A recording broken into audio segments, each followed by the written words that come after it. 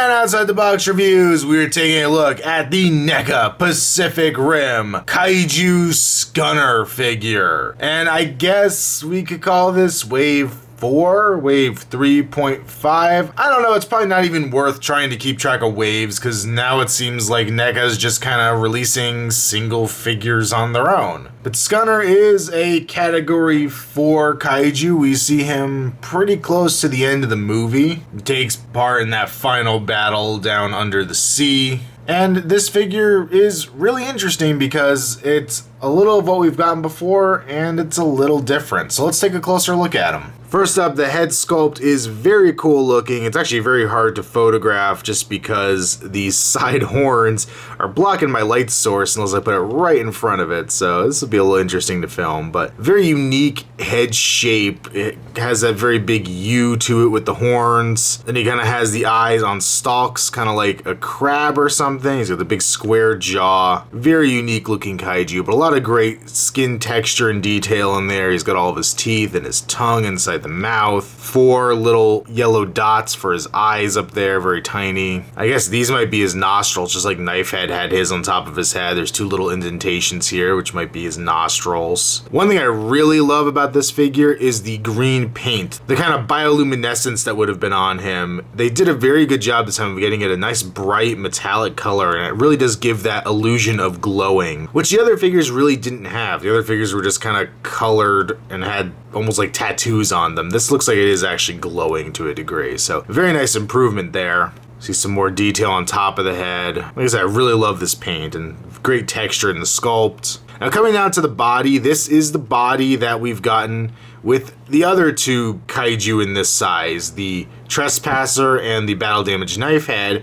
This one, however, has kind of like a coat over it. It's a rubberized piece. You can see it coming down the torso, coming over the arms. And this really changes the way the body looks. I'm actually really surprised how much it changes the way the body looks. It really bulks it up a lot and makes it not seem like such a retool, which is very nice. Same great paint on here, the bright colors, nice fade from the kind of sharp edge here on the front, kind of fading into the darker colors, great texture on the arms there. There's a little pod in the back, which this is a different sculpt from the one on Knifehead. This is a unique sculpt. Knifehead's actually would have come in too close with these horns. It would have rubbed into these new shoulder pieces. So cool that we got a new piece there. Decently painted. This one's a lot more brown than the other ones. The other ones were a little grayer. We've got the bioluminescence coming down the arm, but if you pick that up and see the arm underneath that you're not really supposed to see, the paint just stops, so it's nothing down there. Same arms as before, the kind of double pieced hole in the middle arms.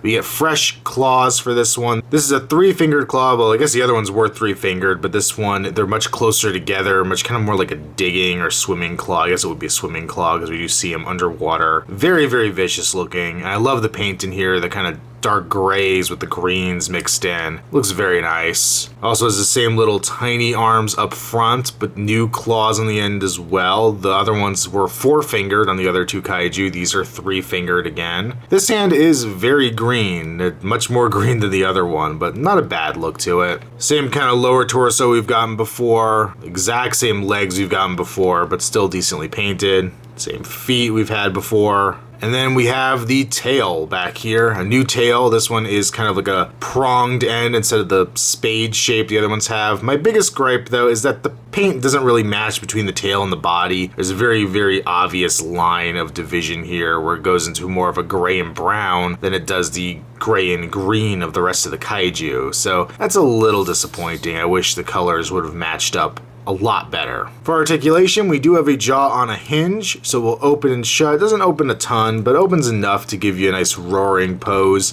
Now mine doesn't really sit back in correctly, so when you close the mouth it's a little crooked, but it's not the worst thing in the world. I do also like that they painted the inside of his mouth the bioluminescent color, and being so bright this time it looks really good. His head is on a ball joint, so you get a good range of motion, you get a good range side to side with it, and then up and down is decent, not great, but it's good enough. Pin socket shoulders, so you can go out to the side. You're not hindered because he does have that rubber piece, so that's not really getting in your way. So out to the side, you can go forward and you can go back.